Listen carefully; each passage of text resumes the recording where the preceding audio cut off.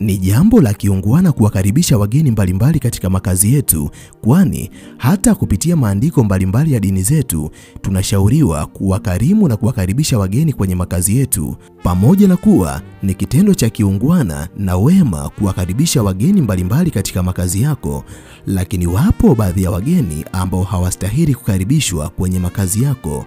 Ndani ya video hii nitakwenda kukuambia aina 10 za wageni ambao kamwe hautakiwi kuwakaribisha katika makazi yako, na nitakwambia kwa sababu gani. Kama nawe ni miongoni mwa binadamu wanaotamani kujifunza kuhusiana na jambo hili, basi video hii imetengenezwa mahususi kwa ajili yako. Ili uendelee kujifunza mambo mbalimbali kupitia video zetu, jiunge nasi kwa kusubscribe katika chaneli hii ya Fafanuo Media.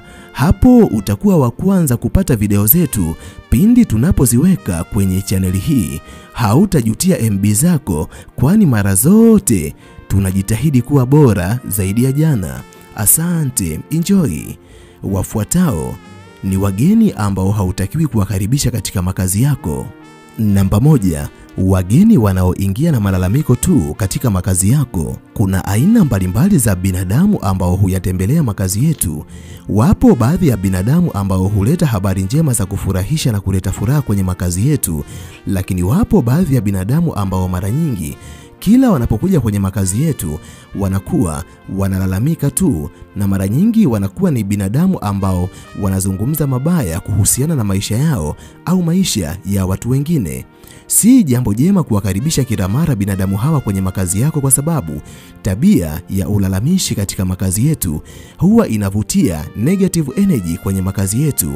Ni nishati mbaya ambayo inaweza kukaribisha mikosi, nuksi pamoja na bahati mbaya kwenye makazi yetu. Hivyo, nyumba ambayo imetawaliwa na malalamishi yasiyoisha ama kuwasema vibaya watu wengine, nyumba hiyo haiwezi kuwa na positive energy, yani nuru nzuri. Mara nyingi itakuwa imetawaliwa na huzuni, wasiwasi, bahati mbaya, mikosi na nuksi. Hivyo, kama wewe ni miongoni mwa binadamu ambao wanatamani nyumba zao zitawaliwe na baraka njema pamoja na positive energy, basi kuanzia leo utaacha kuwakaribisha binadamu wanaopenda kulalamika katika makazi yako, kwa sababu malalamiko yao ya mara kwa mara yanakaribisha nguvu mbaya katika makazi yako. Namba 2, wageni wanaopenda kuchunguza kila kitu katika makazi yako. Wapo baadhi ya wageni unapowakaribisha kwenye makazi yako, wanaanza kuchunguza chumba kimoja baada ya kingine, lakini wanaanza kuchunguza vyombo pamoja na vitu mbalimbali ambavyo vipo kwenye makazi yako, ikiwa ni pamoja na kabati. Hawa ni binadamu ambao huwa wanaonekana ni kama kuna kitu wanakitafuta katika nyumba yako, lakini kiuhalisia hakuna chochote ambacho wanakitafuta kwenye makazi yako. Mara nyingi binadamu wa aina hii hawa ni watu ambao huwa wanakuwa na wivu, hivyo wanakuwa wanatafuta udhaifu wako upo katika sehemu gani kwenye makazi yako. Hivyo faraja ya mioyo yao huwa ni kuupata udhaifu ili waweze kupunguza maumivu ambayo yametokana na wivu ambao umejijenga ndani yao. Hivyo wageni wa aina hii usipende kuwakaribisha kwenye maisha yao, kwa sababu wanaweza wakakufanyia kitu kibaya kwa sababu ya vitu vizuri ambavyo umeviweka katika makazi yako. Namba 3, wageni wanaopenda kuongea kuhusu mapungufu na udhaifu wa binadamu wengine. Miongoni mwa vitu ambavyo unatakiwa kuvijua na kuviweka akilini, kama utamkaribisha katika makazi yako mwanadamu ambaye anapenda kuongelea uovu, mapungufu pamoja na udhaifu wa wanadamu wengine ambao amewahi kwenda kuwatembelea, usitegemee kuna kitu kitakachokuwa cha tofauti kutoka kwako kwenda kwa watu wengine. Vivyo hivyo ndivyo atakavyochukua udhaifu wa makazi yako ama udhaifu wako na kwenda kuupeleka kwa binadamu wengine. Ataangalia namna ambavyo unaishi, ataangalia una mapungufu gani, atauangalia udhaifu wako na udhaifu wa familia nzima ambayo wewe unaishi nayo, kisha atakwenda kuwapelekea watu wengine pia udhaifu wako pamoja na mabaya yako. Endapo una ndugu, rafiki na jamaa ama mgeni ambaye kila unapomkaribisha kwenye makazi yako maneno yake mengi yanakuwa ni ya kuwasema vibaya watu wengine ambao amewahi kwenda kwenye makazi yao, basi ujue hata wewe anachunguza mapungufu kwenye makazi yako ili akawasimulie binadamu wengine. Huyu si mwanadamu ambaye unatakiwa kumkaribisha kwenye makazi yako. Ni vema ukajenga mipaka baina yako na yeye. Namba 4, wageni wanaokukimbia wakati wa dhiki lakini wanaokuja wakati wa mafanikio pekee. Kuna aina mbalimbali za wageni ambao huyatembelea makazi yetu. Wapo baadhi ya wageni ambao wanapoona katika makazi yako kuna shida fulani, huwa wanakata mguu, hawatembelei makazi yako kwa sababu wanajua hakuna chochote ambacho watanufaika nacho kutoka kwako. Lakini wanapoona mambo yamekaa vizuri, wanakuwa ni watu ambao mguu wao haukatiki katika makazi yako.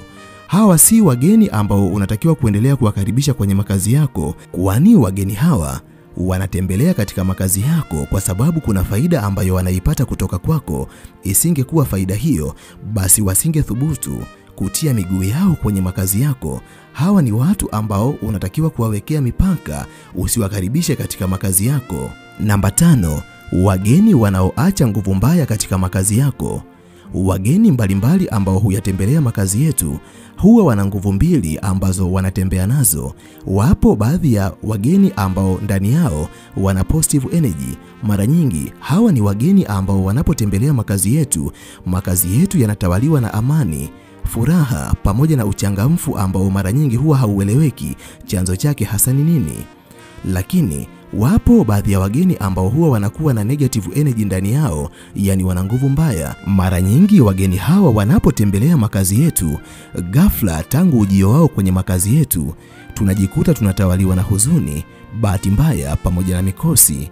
Ni ishara ya wazi kuwa tumetembelewa na wageni ambao ndani yao wamebeba negative energy. Hawa ni wageni ambao ni vema tukawawekea mipaka kuyatembelea makazi yetu, kwa sababu kama tutaendelea kuacha katika makazi yetu, inamaanisha nyumba zetu zitaendelea kutawaliwa na negative energy siku zote, bahati mbaya isiyoisha, mikosi pamoja na huzuni, ikiwa ni pamoja na wasiwasi, vyote vitaendelea kutawala katika makazi yetu kwa pamoja. Namba 6, wageni ambao kila mara wanapokuja kuomba kitu, ukiwapatia kitu hicho, unahisi ni kama kuna nguvu ambayo imepungua ndani yako.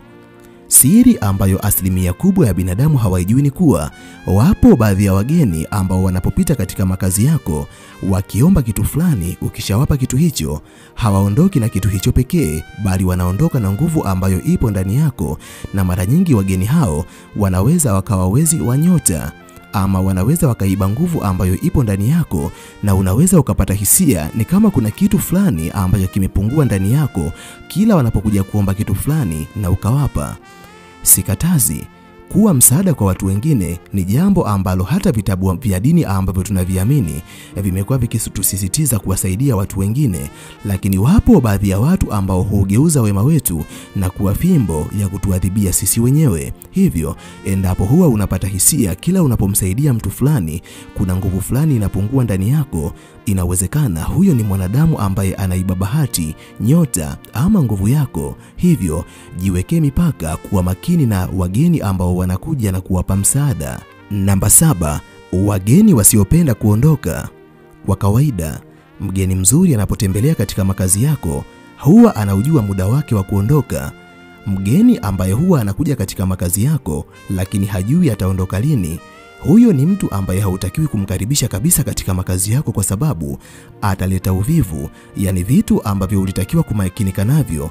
Uwezo wako wa kumakinika na vitu hivyo utapungua, kwa sababu tensheni yako yote utaihamishia katika uangalizi wake. Hivyo kama wewe ni miongoni mwa wanadamu ambao wanatamani kuendelea kuwa na mafanikio kwenye maisha yao pamoja na furaha, kwa ajili ya usalama wa kuzuia uchovu katika maisha yako, usimkaribishe mgeni ambaye hajui ataondoka lini katika makazi yako, kwa sababu atakupunguzia attention ya kuendelea kupambana na vitu ambavyo pengine vingekuletea mafanikio katika siku za usoni. Mara nyingi wageni hawa huvuta roho za uvivu wa kiroho pamoja na wa kimwili katika makazi yako. Namba 8, wageni wanaopenda kunyosha vidole katika vitu mbalimbali kwenye makazi yako ama kusifia vitu fulani kupita kiasi.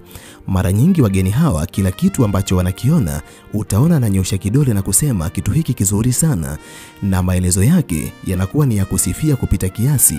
Mara nyingi nyuma ya sifa nyingi ambazo wanakuonesha na vidole ambavyo wanavielekezea katika vitu mbalimbali, huwa kuna wivu mkubwa ambao umejificha ndani yake. Na baadhi yao kitendo cha kunyosha vidole katika vitu vyako huwa ni kama kutoa laana kwa vitu hivyo ama kuiba nyota yako ama kuchukua nguvu zako. Hivyo endapo utatembelewa na mgeni alafu mgeni huyo akawa anaonesha vitu kwa vidole ambavyo amevikuta kwenye makazi yako, iombee nyota yako kimya kimya, kwa sababu huo pekee ndio utakuwa ulinzi wa nyota yako na usalama wa kiroho wa vitu ambavyo vipo katika makazi yako.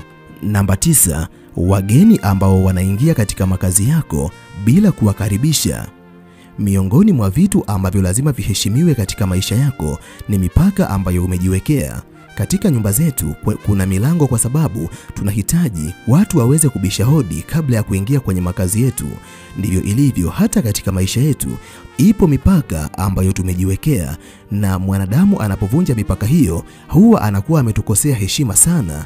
Wageni wanaoingia kwenye makazi yako bila kukaribishwa ni binadamu hatari sana. Tafsiri yake ni kuwa hata katika mipaka ambayo umejiwekea kwenye maisha yako wanaweza kuivunja na wanachukulia ni kitu cha kawaida kabisa. Hawa si wageni ambao unatakiwa kuendelea kuwakaribisha katika makazi yako, kwa sababu ni watu ambao wataendelea kukuvunjia mipaka ya maisha ambayo umejiwekea kwenye maisha yako. Namba 10, wageni wanaokuchafuria nyumba yako kiroho.